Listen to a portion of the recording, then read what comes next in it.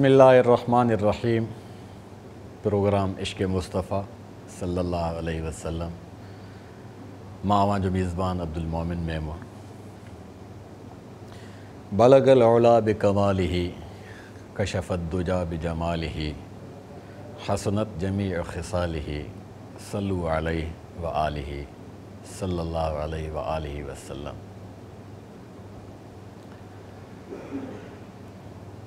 महबूब करीम सल्लल्लाहु अलैहि वसल्लम पाण इंसानियत जे लाइ रहमत जो अज़ली ओहञाण आहिनि।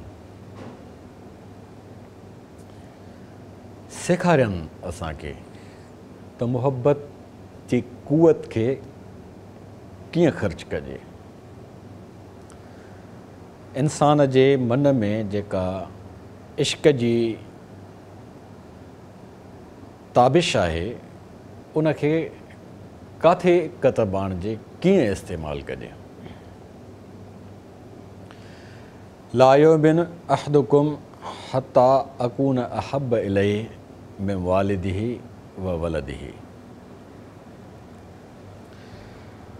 केॾी त शानदार हक़ीक़त आहे जो पाण असांखे पाण सां मुहबत जो दर्स ॾींदे, पाण सां मुहबत जी सिख्या ॾींदे फ़रमाइनि था त ज़िंदगीअ में सभ खां वधीक अज़ीज़ तरीन तव्हांजे लाइ मुंहिंजी हस्ती हुजणु घुरिजे। माउ जी मुहबत बरहक़, पीउ जो प्यार बरहक़, रिश्ता सभु बरहक़, दोस्तियूं सभु अखियुनि ते। इन्हनि सभिनी तसवुरनि में मुहबत, इश्क़ ऐं प्यार जा ओहञाण मौजूदु आहिनि। पर उन्हनि खे माना तॾहिं थी मिले जॾहिं असांजे मन जो मक़सदु इश्क़ मुस्तफ़ा आहे। हिकिड़ी अनमोल सआदत, तमामु वॾी हासिलात,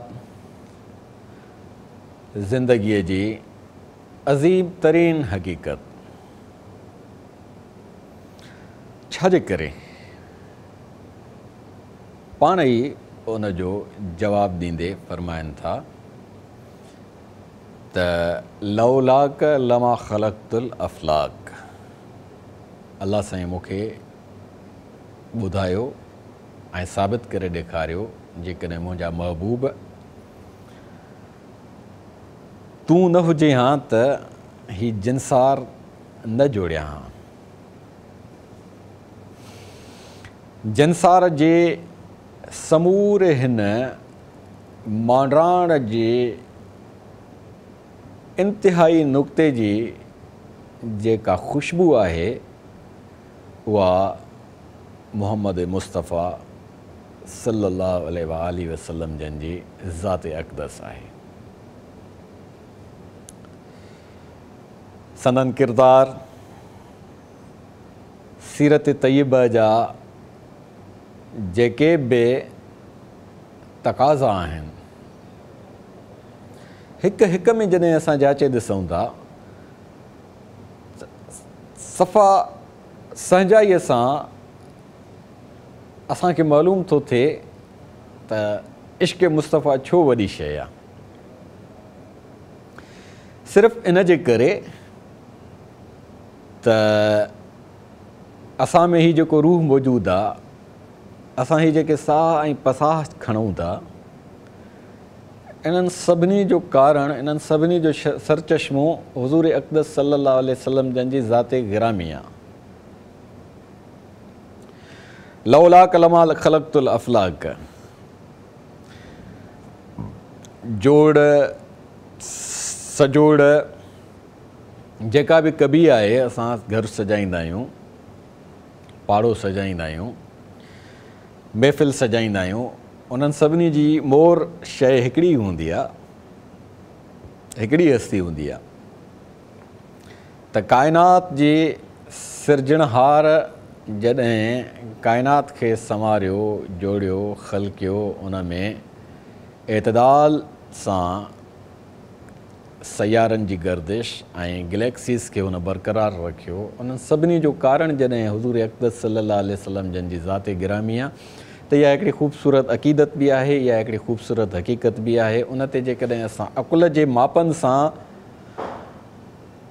पंहिंजी ड्रोड़ंदासीं त वञी खॾ में पवंदासीं। इश्क जे मापे सां जॾहिं असां इन शइ खे सम्झण जी कोशिशि कंदासीं त असांखे उहा सम्झण में का बि दुश्वारी पेश न अचणु ॾींदी। अक़ुल ऐं इश्क जी जेका छिक ताण आहे, उन इंसान खे ज़िंदगीअ जे दरमियाने रस्ते ते आंदो आहे। अक़ुल इश्क ते ग़ालिब अचणु चाहींदो आहे, पर हार खाई वेंदो आहे। जंहिं शख़्स इश्क खे अक़ुल ते हावी रखियो, उन शख़्स ई कामयाबी हासिलु कई आहे ऐं सआदतूं उनखे ई पलाए पयूं आहिनि। अक़ुल अय्यार है 100 भेस बदल लेती है।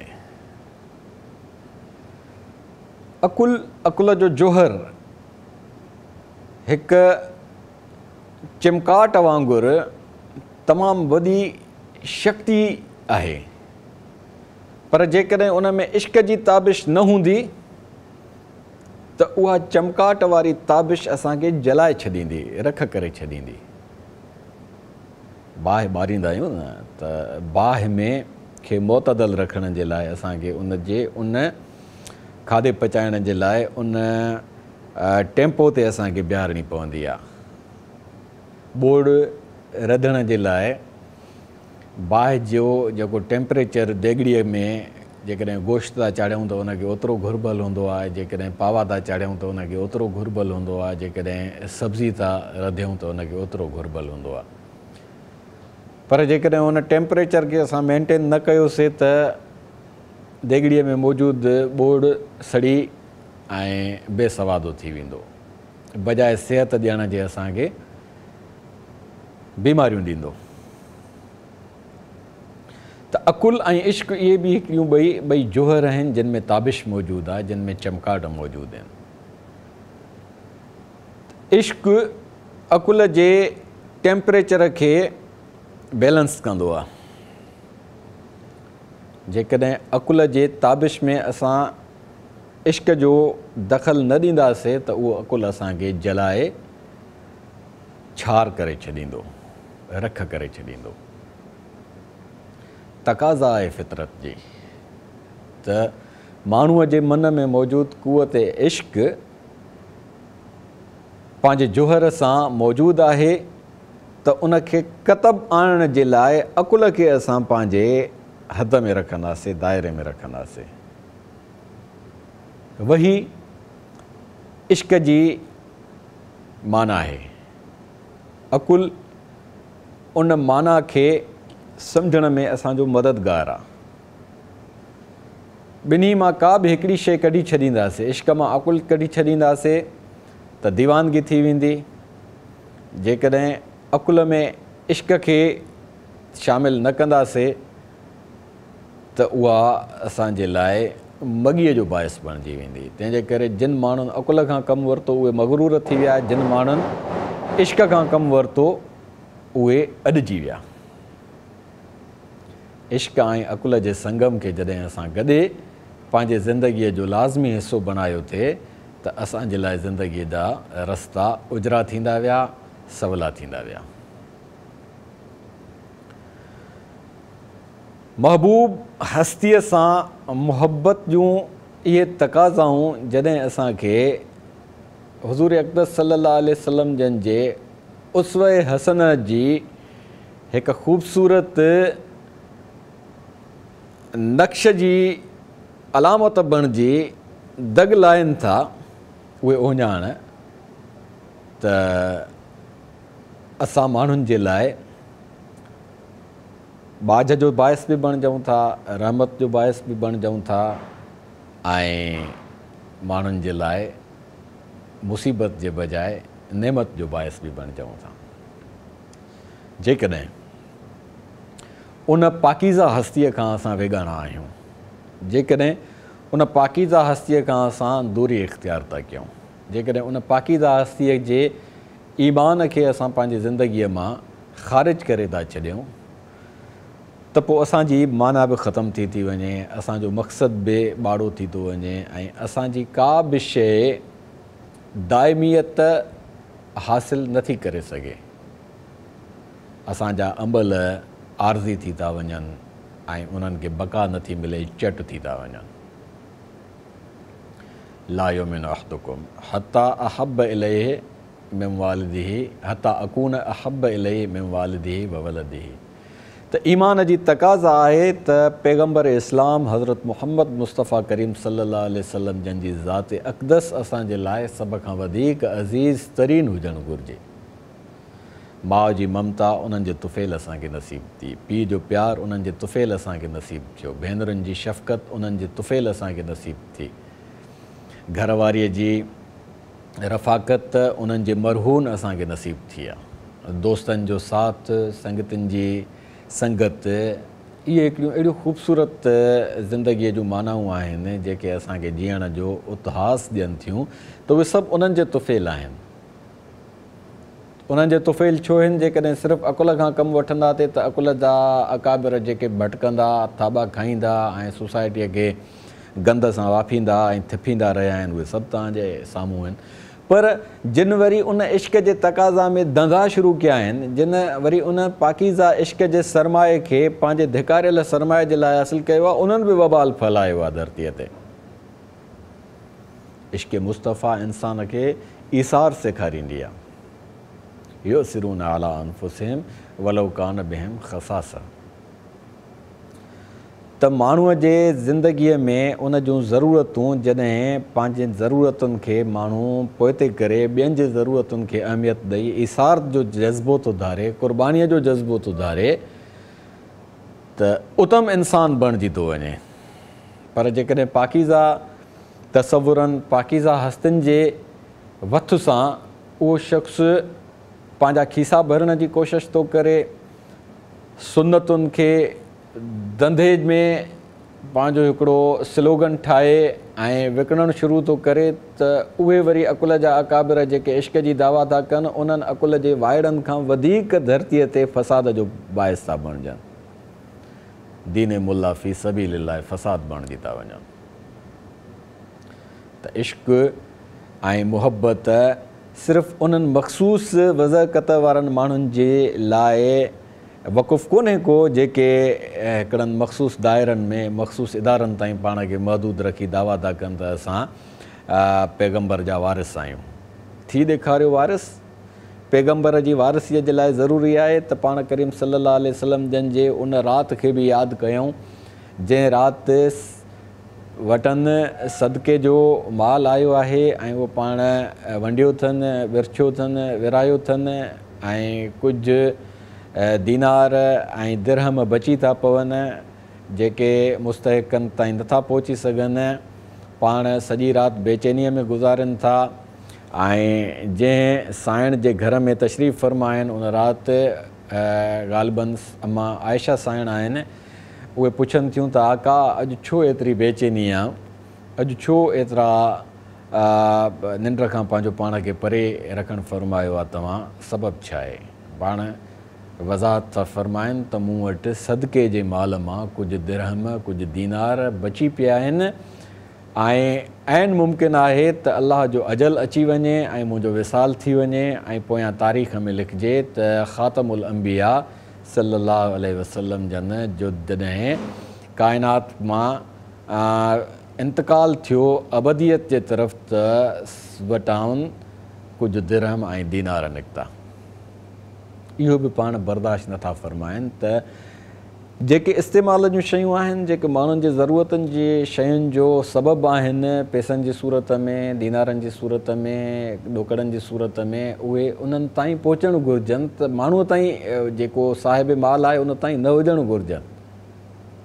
इहो ईसार जो जज़्बो, इहो क़ुर्बानीअ जो फ़लसफ़ो, जेकॾहिं माण्हूअ में नाहे ऐं उहो दावा थो करे त मां इश्क मुस्तफ़ा सां सरशार आहियां, मां सुन्नत जो पैरोकार आहियां, मां मदीने जे मीर जे तबलीग जो मुबलिग आहियां, कूड़ थो ॻाल्हाए, बकवास थो करे। संदन जिस्मानी सुन्नत मुबारकूं वज़ह क़तर ताईं महदूद आहिनि जेके माण्हूअ खे ज़ाती फ़ाइदो थियूं ॾियनि, पर जेके इज्तिमाही सुन्नतूं आहिनि इक़्तिनाज़ खां पाण मन था फ़रमाइनि, वल्लज़ीन यकनिज़ून अज़्ज़हब वल फ़िज़्ज़त वला युनफ़िक़ूनहा फ़ी सबीलिल्लाह फ़बश्शिरहुम बिअज़ाबिन अलीम। त इक़्तिनाज़ ऐं इन्फ़ाक़ इन्हनि सभिनी खे कीअं एतदाल वारे तरीक़े सां मैनेज कजे, गुफ़्तगू जारी रखंदासीं। वठूं था हिकिड़ी नंढड़ी साही।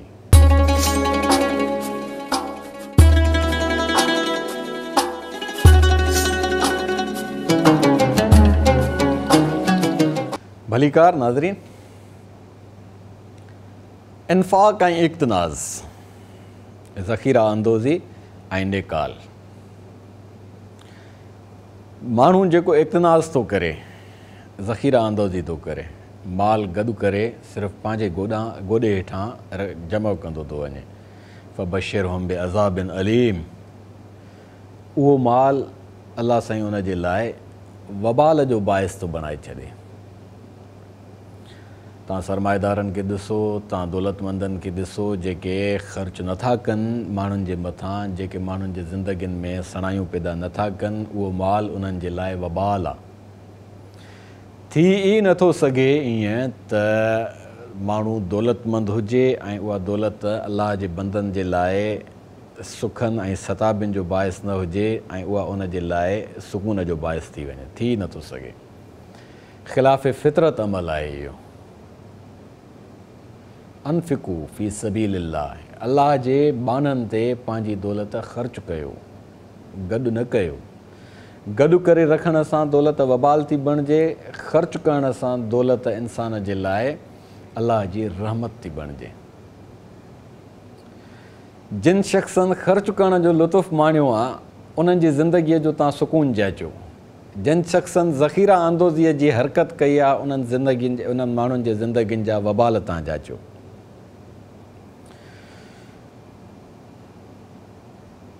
इहे सुनतूं केरु अपनाईंदो? इहे सुनतूं केरु अपनाईंदो जो पाण करीम सल्लल्लाहु अलैहि वसल्लम जन जॾहिं मस्जिद में तशरीफ़ फ़रमा था थियनि, हर निमाज़ ते पंहिंजी इहा सुनत क़ाइमु था फ़रमाइनि त मुस्तहिक़नि खे पंहिंजी नज़र में था रखनि। उहे ख़ुददार ऐं ग़रीब साथी संदन जेके महिनत जे बावजूदु एतिरो नाणू नथा हासिल करे सघनि जंहिंसां उहे पंहिंजे ज़िंदगीअ जूं ज़रूरतूं पूरियूं कनि, त उन्हनि खे पाण नज़र में था रखनि। उन्हनि जी आकहि आहे, उन्हनि जो अयाल आहे, उन्हनि जो कुटुंब आहे, त उन्हनि ताईं उहे शयूं मुयसरु नथियूं थियनि, पंहिंजनि ॿारनि जी सही पालना नथा करे सघनि, त मस्जिद में ऐलान था फ़रमाइनि त अलाह जे बंदनि जी मदद करण सां मां तव्हांखे जन्नत जी बिशारत थो ॾियां। अलाह जे मुस्तहिक़ बाननि खे जे ॾुखियाईनि खे सभु सणाइनि में तब्दील करण वारनि जे लाइ मां ज़िंदगीअ में सुकून जी बिशारत थो ॾियां। ऐं पोइ सहाबा किराम पंहिंजी हड़ा वड़ा माल कढी उते संदन हुज़ूर में पेश था कनि ऐं उहो माल जमा थो थिए ऐं कंहिंखे बि ख़बर नथी पए, उहो मुस्तहिक़ ताईं पहुची थो वञे, उन जूं ज़रूरतूं पूरियूं थी थियूं वञनि। उन सुनत ते केरु अमल कंदो? ऐलान उहो ई आहे घुरण जो, पर उनजो मसरफ़ छा आहे? चंदो गॾु थिए थो काॾे थो वञे? सभिनी खे ख़बर आहे। जेकॾहिं ज़ाती मफ़ाद जे लाइ सिर्फ़ु हिकु इमारत जे ठाह जोड़ जे लाइ आवाम जो पैसो भितियुनि में, रंगनि में ऐं कावनि सजाइण में सरफ़ थी थो वञे, त उहो बि वबाल जो बाइस थो बणिजे। पहिरियों तव्हां माण्हुनि जे बुख जी बाहित उझायो। केॾो माना ख़ेज़ फ़रमान आहे पाण करीम सल्लल्लाहु अलैहि वसल्लम जन जो त जंहिं पाड़े में हिकिड़ो शख़्स बुखियो सुतो त अलाह साईं उन सॼे पाड़े तां पंहिंजी रहमत जो हथु हटाए छॾींदो आहे। हाणे उन पाड़े जे मथां उन राति में वणे त मुसीबतूं किरनि, वणे त अज़ाब अचे, वणे त उहे माण्हू बीमारियुनि में जकड़जी वञनि, वणे त उहे माण्हू मसइलनि जो शिकार थी वञनि, वणे त उन्हनि माण्हुनि जे मथां अची दाड़ेल कड़कनि, चोर उन्हनि खे फुरे वञनि। पर जेकॾहिं असां पाड़े जे बुखायल ऐं उन्हनि मुस्तहिक माण्हुनि खे पंहिंजे नज़र में रखूं था, जेके पोढ़ा आहिनि, जेके नादार आहिनि, जेके ग़रीब आहिनि, जेके अपाहज आहिनि, महिनत करण जे बावजूदि उन्हनि खे एतिरो नथो मिले जो पंहिंजो बसि ज़रूरतूं पूरियूं करे सघनि, बीमारीअ जूं दवाऊं वठी सघनि, त हिकु हिकु पाड़े मां जेकॾहिं फलाही कमु कंदड़ ॿ चारि माण्हू, ॿ चारि नौजवान गॾिजी मायुनि जे सूरत में हुजनि, मर्दनि जे सूरत में हुजनि, पाण में फोड़ी करे ऐं उन्हनि खे जेकॾहिं इज़त वारे तरीक़े सां पहुचाईंदा रहनि त इन सुनत जी इन अदायगीअ सां सॼो पाड़ो महफ़ूज़ थी वेंदो, चोरीअ खां महफ़ूज़ थी वेंदो, धाड़नि खां महफ़ूज़ थी वेंदो, कुदरती आफ़तुनि खां महफ़ूज़ थी वेंदो। वबा जी हिन सूरत हाल में असां हिकिड़ो अमल इहो जॾहिं करे ॾिठोसीं, काफ़ी सातरा असांजा नौजवान, असांजा सुहिणी सोच रखंदड़ माण्हू उथिया, जिन फोड़ी कई, जिन दोस्तनि जे हड़ां वड़ां माल कढियो ऐं पोइ राशन जे सूरत में, नक़द जे सूरत में माण्हुनि खे ॾेई आया, त असां वबा खां बची वियासीं। आलमी वबा जे हिन मुसीबतुनि खां असां इन सदक़ात ऐं इन एता ऐं ॾियण वारे अमल जे ज़रिए महफ़ूज़ रहियासीं। इहो हिकिड़ो इम्तिहान हुयो जेको असां सर कयोसीं, जेको सर कयूं पिया, हींअर गुज़रूं पिया उन मां।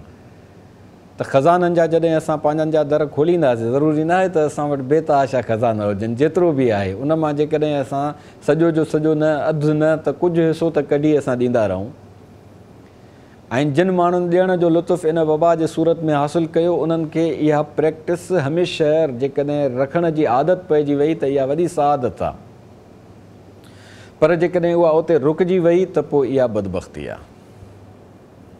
जिते बि इन्फ़ाक़ थियो आहे, जिते बि माण्हुनि पंहिंजो हथु खोलियल रखियो आहे, उन्हनि जी ज़िंदगीअ खे अलाह साईं खोले रखियो आहे। जिते बि माण्हुनि पंहिंजे माल खे बंदि कयो आहे, पंहिंजे ख़ज़ाननि खे महफ़ूज़ कयो आहे ऐं ॿियनि माण्हुनि खां परे रखियो आहे, त उते उन्हनि माण्हुनि जी ज़िंदगी इम्तिहाननि जे वर चढ़ंदी वई आहे, थाॿनि में ईंदी वई आहे, धिकनि में ईंदी वई आहे, अजीबो ग़रीब क़िस्म जे उन्हनि फ़सादनि जे वर चढ़ी आहे, जिन जी उन्हनि खे लखा बि न पवंदी आहे त इहो मसइलो थियो छो आहे।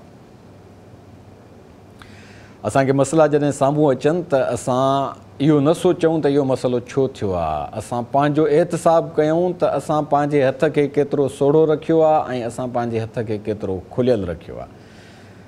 जेकॾहिं असां पंहिंजे हथ खे सोढ़ो रखियो आहे ऐं का मुसीबत असां वटि आई आहे, का बीमारी असां वटि आई आहे, का वबा असां वटि आई आहे, त असां पंहिंजे हथ खे खुलियल रखंदासीं त कुदरत उन्हनि मुसीबतुनि खे, उन्हनि वबाउनि खे, उन्हनि बीमारियुनि खे अण लखे तरीक़े सां टारे छॾींदी। इहो मकेनिज़म आहे। इश्क़ मुस्तफ़ा असांखे इहे अदाऊं थो सेखारे त तव्हां पाण बि जियो, तव्हां माण्हुनि खे बि जीअण ॾियो ऐं जीअण जा दग बि समा कंदा हलो। रुगो पाण जीअण इहा त जानवर जी ख़सलत आहे। ढगा, ढोर, सान, वहड़ा, उठ, ॿकर उहे पंहिंजे लाइ जीअंदा आहिनि।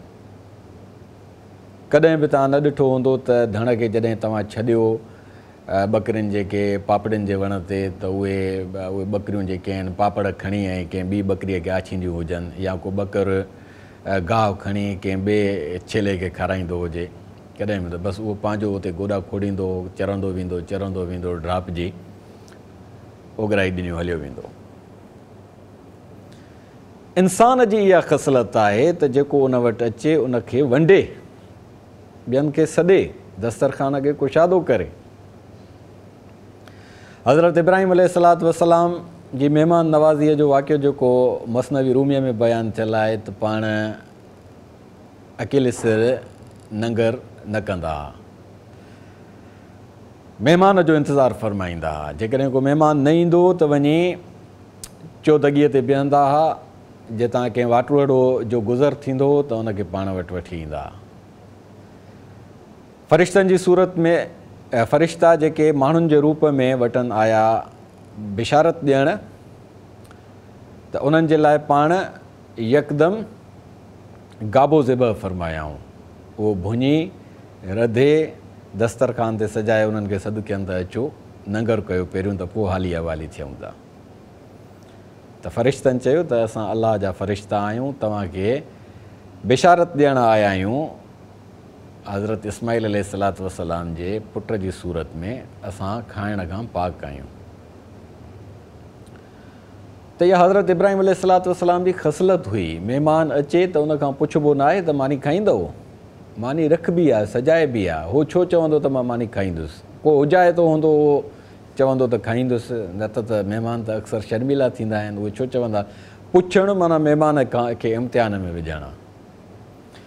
त वड़ाइता माण्हू, वड़ाइता ख़ानदानी माण्हू पंहिंजो दस्तरख़ान कुशादो रखंदा आहिनि। ज़रूरी न आहे त उन में 70-80 ताम हुजनि, हाल बिरयानाल खणी अची सजाए रखो, दस्तरख़ान सजायो। जे मां पाण वटि नथा सजाए सघो त उहे जेके दस्तरख़ान सजाइनि था उन्हनि जी मदद कयो, तव्हांजी मदद थींदी। इश्क़ मुस्तफ़ा इन जूं तक़ाज़ाऊं आहिनि त माण्हुनि खे नवाज़ियो।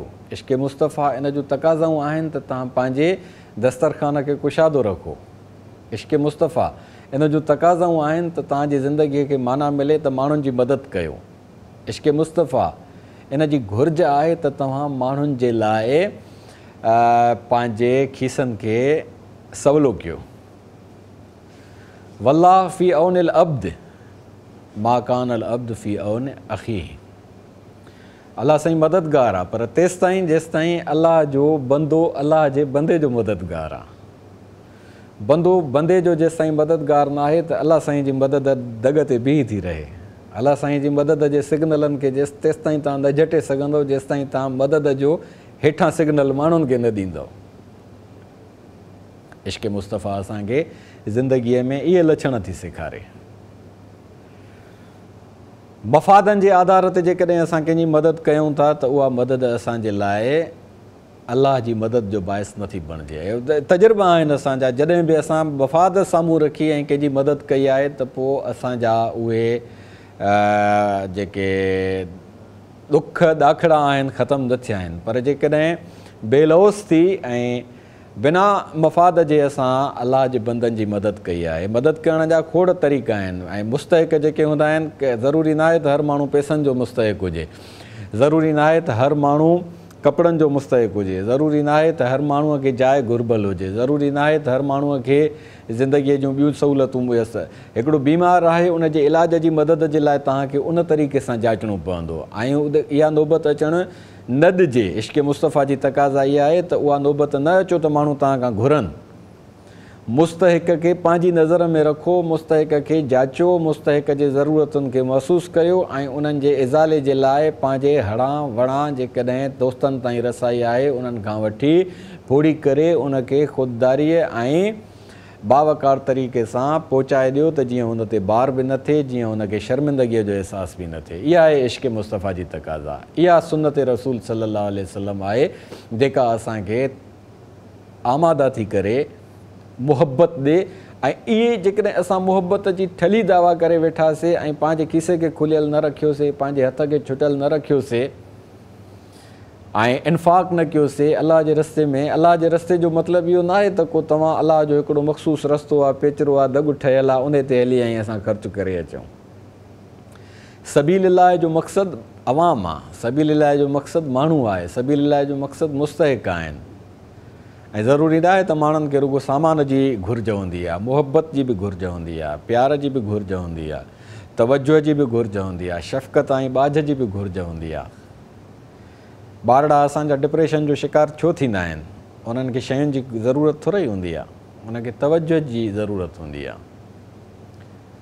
रसूलुल्लाह सल्लल्लाहु अलैहि वसल्लम जन जे सीरत तय्यब में हिकिड़ो वाक़ियो अचे थो त पाण ईद जी नमाज़ ते तशरीफ़ फरमा थिया पए त हिकिड़ो ॿारड़ो रस्ते में उदास वेठो हो। पाण ठहिया संभरिया ईद जी नमाज़ जे लाइ तशरीफ़ फरमा पिया थियनि त उन ते जॾहिं उन्हनि जी नज़र पई त नमाज़ खे छॾे ऐं ॿारड़े ते अची ॻल लाथऊं। उन्हनि खां उदासीअ जो सबबु पुछण जी ज़रूरत न हुई। मेरांजड़ो ॿारड़ो उदास अखियुनि हणो विखरियल वारनि वारे ॿारड़े खे पाण उथारियनि, पंहिंजे सीने छातीअ मुबारक में लाथनि, उन्हनि खे ॻल लाथनि, उन्हनि सां प्यारु फ़रमायनि, उन्हनि खे घर वठी आया, उन्हनि खे वेंजारियनि, उनखे नवां कपिड़ा पारायनि, उन जे खीसे में ख़र्ची विधनि, उन्हनि खे ख़ुशबू मखियनि ऐं पोइ वरी निमाज़ ते आया। ईअं वारसी फ़रमाईंदा। उनखे तवजो जी ज़रूरत हुई। आका जो तवजो जॾहिं उनखे नसीबु थियो त उनखां वधीक ॿियो तवजो कहिड़ो।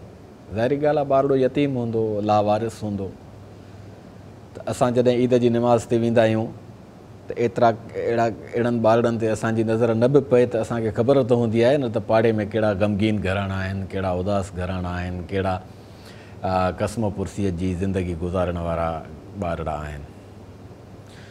तरीक़ेकार असांखे अहिड़ो रखिणो आहे जो अॻिलो बि जॾहिं वठे त उहो हैराक न थिए, ख़ुददारीअ सां, बावकार तरीक़े सां, शऊर सां उनखे तव्हां डेवलपमेंट ॾियो त जीअं हू वरी आदी बि न थिए। इहे सभु शयूं असां खां तक़ाज़ा थियूं कनि त असां ज़िंदगीअ खे जे इन्हनि सभिनी इस्तेकाकनि खे सलीक़े सां रवां दवां रखूं त जीअं असांजी जो समाज पेनू बि न बणिजे।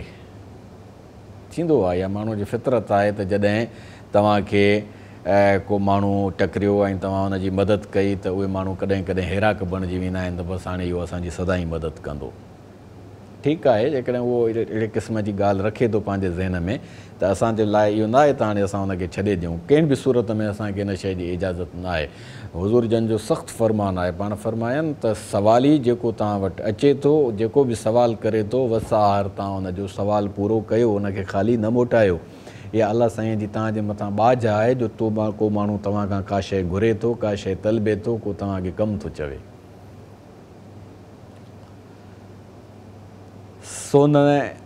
सोननि संजनि सां सजियल घोड़े ते जेकॾहिं को माण्हू तव्हां वटि अची ऐं तव्हां खां कुझु घुरे थो त तव्हां पाण फ़रमायनि त इहो न ॾिसो त सोननि संजनि सां सजियल घोड़े ते आयो आहे, आसूदो हूंदो, ख़ुशहाल हूंदो, सवाल थो करे, हिनखे छो ॾियां। पाण फ़रमायनि ॾियणो आहे। गुफ़्तगू जारी रहंदी, वठूं था हिकिड़ी नंढड़ी साई।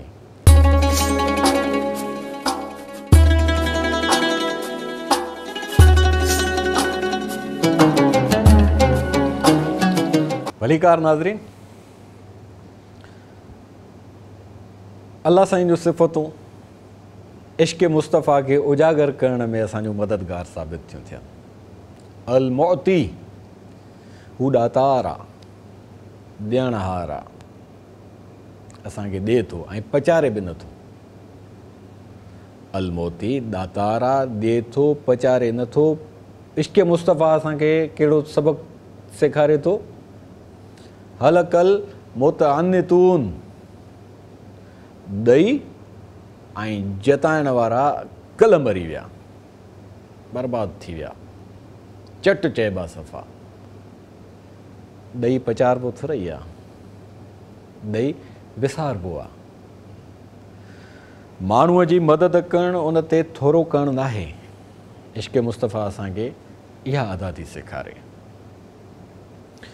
ॿियो माण्हू जेको आहे उहो बज़ाहिर ॿियो आहे, असुल में ॿियो थोरी आहे।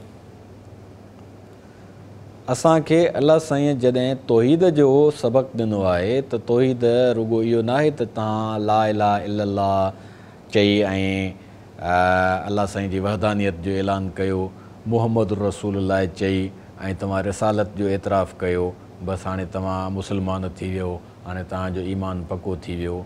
इहे सभु शयूं तव्हां खां तक़ाज़ा थियूं कनि अमल जी, त ॾियो बि अहिड़े तरीक़े सां जो पचारियो बि न, वरी उनखे मेणो बि न ॾियो, वरी उनखे जतायो बि न। जेकॾहिं जतायव त तव्हांजो वरी उहो अमल चट थी वियो।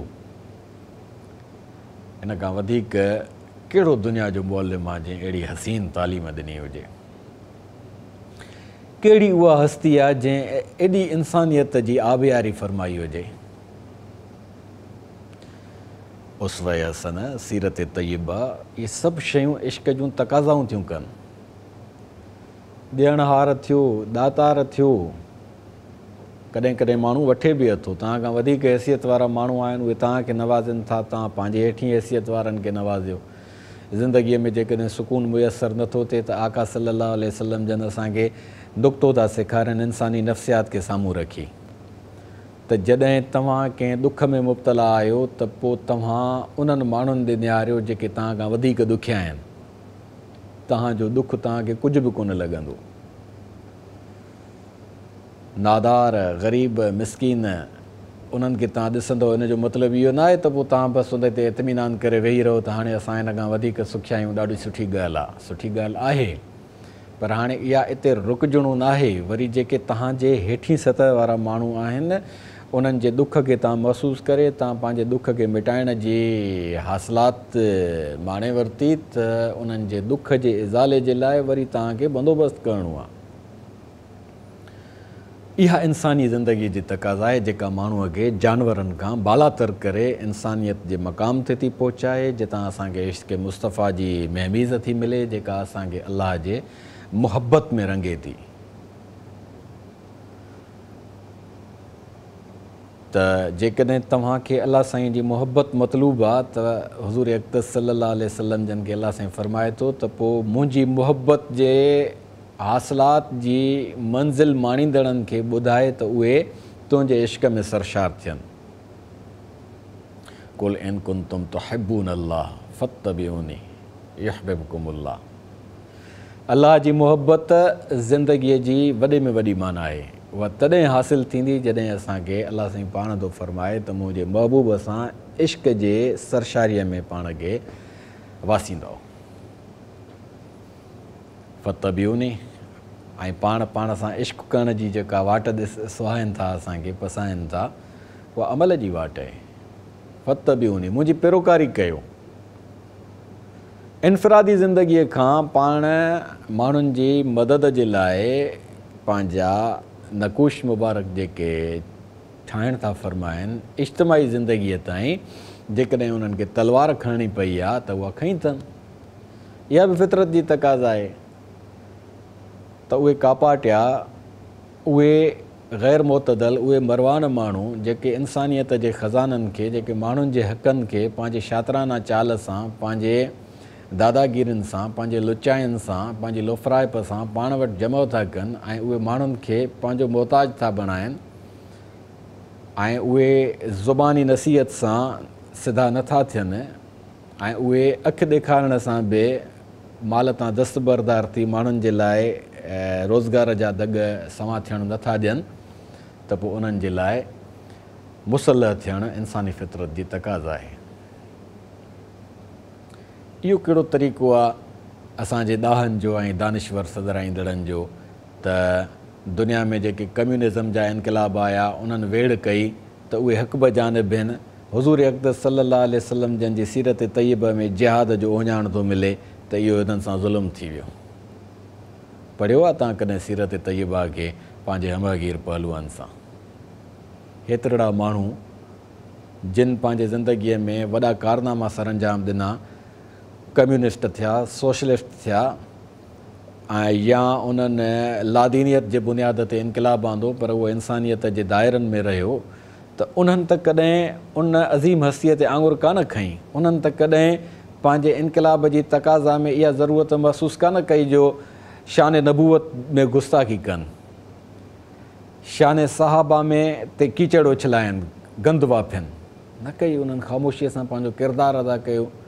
तव्हांखे इहो हक़ु कंहिं ॾिनो आहे त इंसानियत जे बका जे लाइ, इंसानियत जे आज़ादीअ जे लाइ, इंसानियत जी ख़ुशहालीअ जे लाइ जेकॾहिं ज़ालिम शख़्सनि खे जे लाइ पाण तलवार खईं अथनि त इहा फितरत जी तक़ाज़ा आहे। उन वक़्त जी तक़ाज़ा हुई, उहा पाण पूरी फ़रमायनि। जॾहिं तक़ाज़ा पूरी थी, तलवार म्याण में हली वई, ग़ाइबु थी वई ऐं पोइ कानून साज़ीअ जे लाइ पाण नुक़्ता ॾींदनि ऐं पोइ वरी चाहे पाण पाबंद फरमायनि त जाते जाते इंसानियत सां ज़ुल्म वहे थो, वापिरजे थो, ओसि ताईं पहुचो, तव्हां वञी मज़लूमनि जो आवाज़ु बणिजो, तव्हां उन्हनि जी दादरसी कयो वञी। ऐं साहबा किराम इहो करे ॾेखारियो। असां वटि जेका लादीनियत जे बुनियाद ते इनक़लाब जी ॻाल्हि थिए थी त उहा अखियुनि ते दीन जे तक़ाज़ाउनि जे मुताबिक़ जेका हुज़ूर अक़दस सल्लल्लाहु अलैहि वसल्लम जन जी सीरत तय्यब सां इंसानियत जी आबियारी थी आहे, उन ते जेकॾहिं असांखे एतिराज़ आहे त इहा असांजी एतिराज़ वारी कैफ़ियत कान्हे का, छसे हुजण जी अलामत आहे, जाहिल मुतलक़ हुजण जी अलामत आहे, खोखले हुजण जी अलामत आहे ऐं ज़लील हुजण जी अलामत आहे। नाइंसाफ़ी आई आहे। हिकिड़नि खे साॻिया कम कंदे ॾिसो था, उन्हनि जा गुण ॻायो, हिकिड़नि साॻिया इनक़लाब आंदा ऐं उन्हनि ते तव्हां गंद उछलाइण जी कोशिशि कयो त थिपिजी तव्हां पाण था वञो। इश्क़ मुस्तफ़ा ज़िंदगीअ जो वॾे में वॾो उनवान आहे, ज़िंदगीअ जी वॾे में वॾी माना आहे। ॾेखारियो का अहिड़ी हस्ती तारीख़ में जंहिं इहो सेखारियो हुजे त इमाततुल अज़ा अन तरीक़ बि ईमान जो हिसो आहे। तव्हां वञो था, रस्ते ते कंडो पियो आहे, भितर पियो आहे, ठिकर पियो आहे, जेको माण्हुनि खे थाॿड़ाईंदो उहो तव्हां हटायो था। जेकॾहिं तव्हां उहो नथा हटायो त तव्हांजे ईमान जी कमी आहे। जेको तव्हांजे रस्ते में हिकिड़ो कंडो बर्दाश्त नथो करे, भितर ऐं ठिकर बर्दाश्त नथो करे, उहो तव्हांजे ज़िंदगीअ में पंहिंजे मन मानीअ सां नबूअत जी दावा करे ऐं तव्हांखे सिखिया थो ॾिए। इहो कहिड़ो इंसाफ़ु आहे? कहिड़ियूं कुवतूं आहिनि उहे जेके तव्हांखे इश्क़ मुस्तफ़ा जे इन्हनि नाशाइस्ता हरकतुनि खां महरूम करण जी कोशिशि थियूं कनि जो तव्हां उन ते पहुची नथा सघो। एॾी हलकड़ाइप जो शिकार थी था वञूं असां जो अहिड़े क़िस्म जा हिकिड़ा हलकड़ा बेवज़न ऐं उहे माण्हू जेके वॾियूं दावाऊं था कनि त असां इंसानियत जी आबियारी कंदासीं, असां माण्हुनि जे हक़नि जी ॻाल्हि था कयूं, असां फलाणियूं तंज़ीमूं ठाहियूं आहिनि, असां फलाहो बहबूद जा वाहड़ वाहिड़े सजींदासीं ऐं फज़ीलत ऐं लछण उन्हनि में इहो बि कोन्हे जो कंहिं माण्हू असां फज़ीलत सां मुसाफ़ो करे सघनि। जेके तव्हां सां पेश अचण जी चङाईअ में कोन्हनि के उहे तव्हांजी मसीहा ई कंदा। मां आवाम सां मुखातिबु आहियां त उन्हनि खे असां पंहिंजो दानिश्वर कीअं था तस्लीम कयूं, कीअं था ॾाहप जो लफ़्ज़ असां उन्हनि ते फिट कयूं। या त ॾाहप जी तज़लील था कयूं असां, या त इंसानियत जी तोहीन था कयूं असां। उन्हनि जी ज़ाती ज़िंदगीअ में वाझायो कंहिंजे इशारनि ते कमु था कनि, काॾे ईंदा वेंदा आहिनि उहे। त एतिरी सवली ॻाल्हि कान्हे का जो इंसानियत खे तव्हां हुज़ूर अक़दस सल्लल्लाहु अलैहि वसल्लम जन जी ज़ाते गिरामीअ खां कटे ऐं पंहिंजे हवसगिरनि जे गंद में फासायो। केतिरियूं कोशिशूं थियूं आहिनि ख़िलाफ़त खे तहस नहस करण वारनि उन्हनि साम्राजी कुवतुनि खां वठी मल्टीनेशनल कंपनीज़ जे ओनर्स ताईं, मल्टीनेशनल कंपनीज़ खां पोइ दुनिया जे साम्राज्य जे उन्हनि कॉलोनी वारी हैसियत रखंदड़ मुल्कनि ताईं जेके जेके माण्हू इहा शऊरी हरकत करे सघण जी हिमत करे सारे सघिया आहिनि जो उन्हनि असांजे आदो हुज़ूर अक़दस सल्लल्लाहु अलैहि वसल्लम जन जी ज़ाते अक़दस खे ख़ारिज करण जी कोशिशि कई आहे। पाण मिटिजी विया, बेसारजी विया, बर्बाद थी विया, तबाह थी विया, पर उहे अॼु बि अज़ान जे रफ़अतुनि में अशहदु अन्न मुहम्मद रसूलुल्लाह जे सदाउनि खे रोके न सघिया आहिनि। ईअं न आहे त अशहदु अन्न मुहम्मद रसूलुल्लाह जी हर ईंदड़ सदा जेका आहे उहा इंसानियत जी आबियारीअ जे लाइ। केतिरियूं ई मस्जिदूं दुकाननि में तब्दील थी वियूं आहिनि, केतिरियूं ई ख़ानकाऊं फैक्ट्रियुनि जी सूरत इख़्तियार करे वियूं आहिनि। केतिरा ई मुबलिग मुला जेके आहिनि उहे पंहिंजा ब्रांडेड मुतारफ़ कराए ऐं माण्हुनि खे लुटण ऐं फुरण जे चकर में लॻी विया आहिनि। सुनतूं आहिनि, टोपी पाइण सुनत आहे, उन ते पंहिंजो ब्रांड ठाहे मख़सूस क़िस्म जी टोपी ठाहे उहा विकिणंदा वतन। पग हे ॿधो सुनत आहे, वरी उहा पग पाण उनजी फैक्ट्री ठाहे वरी उहे चवनि त हीअ पग ॿधण में वधीक सुनत आहे, वधीक सवाबु मिलंदो। त इहे शातिरियूं बि आहिनि, पर हक़ीक़त अशहदु अन्न मुहम्मद रसूलुल्लाह जी जेका इंसान खां उजरे इश्क़ जी तक़ाज़ा थी करे उहा तव्हांखे भटकण खां बचाईंदी। एतिरो अकुल त असां वटि हुजणु घुरिजे त कहिड़ो माण्हू आका अलैहिस्सलातु वस्सलाम जे इश्क़ खे धंधे में थो हलाए, कहिड़ो माण्हू आका अलैहिस्सलातु वस्सलाम जे इश्क़ जी सरशारीअ खे इंसानियत जे आबियारीअ लाइ थो इस्तेमालु करे। एतिरो अकुल त असां वटि हुजणु घुरिजे। पंहिंजे ज़ाती मक़सदनि जे लाइ, पंहिंजे ज़ाती कमनि कारनि जे लाइ, पंहिंजे ज़ाती तालुकात जे लाइ असांखे बैलेंस रहण जी सोच आहे, अकुल आहे, फ़हम आहे, पर इज्तिमाही ज़ाविये सां दुनिया जी एॾी वॾी हस्तीअ खे सम्झण में सिर्फ़ु असां एतिरो थाबो इते खाई वञूं त फलाणो जेको आहे उहो पैगम्बर पाक जो नालो वठी ऐं माण्हुनि खे सताए थो, इन जे करे पैगम्बर जे उन सॼी उसवे हसन तां दस्तबरदार थी वञूं। इहो कहिड़ो फ़ैसिलो आहे? क़ातलहुमुल्लाह अन्ना युफ़कून। इहा कहिड़ी सोच आहे? इहा सोच तव्हांखे लानत ॾे वठी थी वञे। मख़सूस माण्हू, मख़सूस ज़हनियत जेके उथनि था उन्हनि जा कहिड़ा मक़सद आहिनि? सिर्फ़ु इन जे करे न त आका अलैहिस्सलातु वस्सलाम जन इंसानियत जे आज़ादीअ जा वॾे में वॾा अलम बरदार आहिनि, छो माण्हू क़ुर जे तालीम खे मसख़ था कनि। असां तस्लीम था कयूं त क़ुर पाक जे तालीम में क़ुर पाक जे पढ़ाईंदड़नि ऐं क़ुर पाक खे शाया कंदड़नि बि हेरा फेरी कई आहे। उहे बि क़ुर खे विकिणनि था ऐं हिकिड़ा माण्हू आहिनि जेके इन तालीम खे मुरऊं बेसारणु था चाहिनि, उहे बि इहे शऊरी हरकतूं कनि था, उहे बि शऊरी हरकतूं कनि था। पर किसो हिते खुटे नथो त हू मुल्हिद थी विया, ही मुला थी विया। विच ते हिकिड़ो ॿियो बि रस्तो आहे जेको असांखे तारीख़ जूं उहे हक़ीक़तूं पसाए थो, जेके अज़ीम इंसाननि इश्क़ मुस्तफ़ा सल्लल्लाहु अलैहि वसल्लम जंहिंजे उञाणनि सां ज़िंदगीअ में एतिरियूं ख़ूबसूरतियूं पैदा कयूं जिन असांखे उसवे हसन जी माना सेखारी। केतिरा ई बेरिश शाइर जेके आका अलैहिस्सलातु वस्सलाम जी शान मुबारक में जॾहिं मनक़िबत लिखनि था, नात लिखनि था, सना लिखनि था त असांजो ईमान ताज़ो थी थो वञे। केतिरा ई अहिड़ा कलमकार शाइर शेर नवीस आहिनि जेके मुस्लमान बि न आहिनि, पर आका जे हक़ीक़त खां, उन जे अज़ीम तारीख़ खां, उन्हनि जे मिसाली ज़िंदगीअ खां जॾहिं सूंहां था थियनि ऐं उहे नातिया कलाम था लिखनि त असांजो ईमान ताज़ो थी थो वञे, असांजूं अखियूं बरसी थियूं पवनि, असांजी दिलि जी धड़कन में उजागरी ईंदी थी वञे। यकमन इल्म रा 10 मन अक़ल दरकार अस्त। इल्म जे हिकु मण जे लाइ 10 मण अकुल बि ज़रूरी हूंदो आहे। असां सां मसइलो इहो आहे त 10 मण इल्मु त आहे पर अकुल जो तोलो बि कोन्हे को। जॾहिं असांखे अकुल जी ज़रूरत आहे त उते असां इल्म खे था इस्तेमालु कयूं, जिते असांखे इल्म जी ज़रूरत आहे उते असां अकुल खे था इस्तेमालु कयूं। इल्म ऐं मालूमात में फ़र्क़ु आहे। इल्मु तव्हांखे अमल जे तरफ़ उतसाईंदो आहे, मालूमात तव्हां खां रुॻो वात हणाईंदी। मां हिते तव्हां सां मुखातिब आहियां, ॻाल्हियूं थो कयां ॾियण जूं, ॻाल्हियूं थो कयां प्यार जूं, ॻाल्हियूं थो कयां मुहबत जूं, ॻाल्हियूं थो कयां इश्क़ जूं। मुंहिंजी अमली ज़िंदगी जेकॾहिं हिन जे उबतड़ आहे त मुंहिंजूं हे जेके लॿाणूं आहिनि सवाइ ड्राड़ुनि जे ऐं बकवास जे काई हैसियत नथियूं रखनि। ऐं इहे ई मुंहिंजूं ॻाल्हियूं मुंहिंजे लाइ वबाल जो बाहिस बणबियूं जेकॾहिं ख़ुदा न ख़्वास्त मां हिननि ते अमल पहिरां न आहियां। मुंहिंजूं ॻाल्हियूं सभ खां पहिरियों मूंखां तक़ाज़ा थियूं कनि त मां पाण अमल पहिरां थियां। ज़रूरु मां बि मजबूरियुनि में जकड़ियल हूंदुसि, ज़रूरु मुंहिंजूं बि केतिरियूं ई समाजी उणायूं हूंदियूं, ज़रूरु मुंहिंजा बि केतिरा ई फैमिली क्राइसिस हूंदा, ज़रूरु मुंहिंजा केतिरा ई समाजी मसइला हूंदा। पर इन जो मतिलबु इहो न आहे त उन्हनि खे आड़ बणाए चवां त हाणे बसि मां अमल खां आजो आहियां ऐं सिर्फ़ु तव्हां सां ॻाल्हियूं वंडियमि ऐं मुंहिंजो किरदारु पूरो थी वियो, मुंहिंजो मक़सदु आहे तव्हां ताईं ॻाल्हि पहुचाइणु, अमल मुंहिंजो मक़सदु न आहे। लिम तक़ूलून माला तफ़अलून कब्र मक़्तन इंदल्लाह आहे। जेका शइ चओ था कयो नथा त उहा तव्हांजे लाइ वॾे में वॾो दमर खणी थी अचे। अलाह खे बि उहा शइ रंजाए थी, इहा हरकत अलाह साईं खे दमराए थी।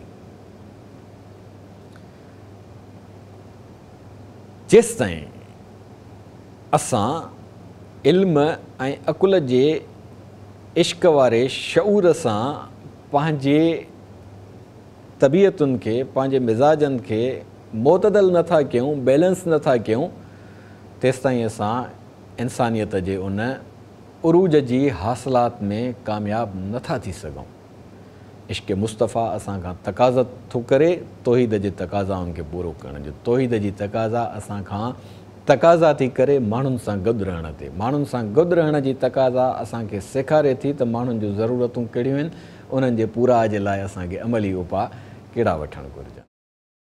सब्सक्राइब करियो असांजो official YouTube channel Sindh TV HD Islamic ऐं वधीक अपडेट लाइ बेल आइकन ते क्लिक करियो।